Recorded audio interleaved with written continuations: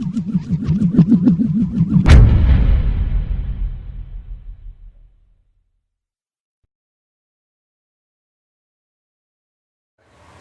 I'm Ethan Moy. I'm here with Drew McMinn, head coach of the men's lacrosse team. Now, Drew, you were on the road last week in New York. You won in overtime against Siena, then fell to Hobart. What were your overall thoughts on the weekend?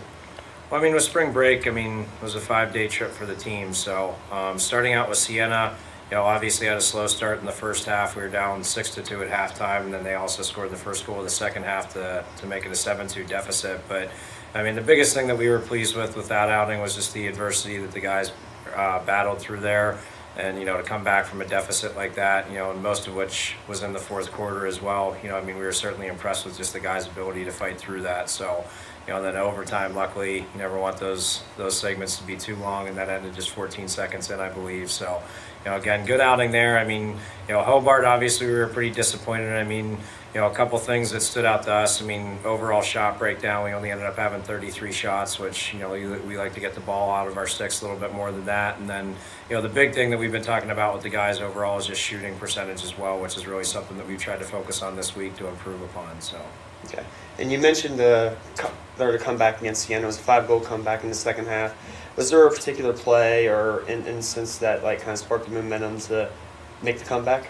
Yeah, I don't think there's any one specific play. A lot of it was the guys just kind of staying to the course with, the game plan and everything that we wanted to execute in the first half that we just didn't do successfully. So I think the guys just did a great job of just buying into what we had pushed across going into the game, and obviously executed at a much higher level in the second half than we had in the first. Okay.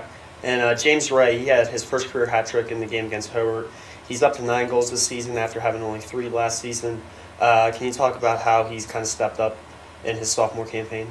Yeah, he's transitioned very well. For a lot of guys, freshmen specifically, when they come in, there's just a lot of growing pains to go through. And, for a lot of guys, you'll see, the biggest jump in their sophomore year. And James is certainly holding true to that. And, we expect big things through him, from him moving forward as well. Okay. And finally, you host Jacksonville this weekend on Saturday. What can we expect from that game? Kind of, similar games to what we've seen the last couple times out here. They're not as much of a transition-oriented team as we are. Our goal is always to kind of make it an in-between-the-lines game. So, they're more of a little bit of a, slow-it-down type team where, it's going to be a little bit more of a half-field setting as opposed to what we like to get into with the full-field transition and everything. But, again, as always, we're just talking to the guys about the things that we clearly need to improve upon and, staying focused on ourselves. So. Okay, thank you, and good luck this weekend. All right, thanks.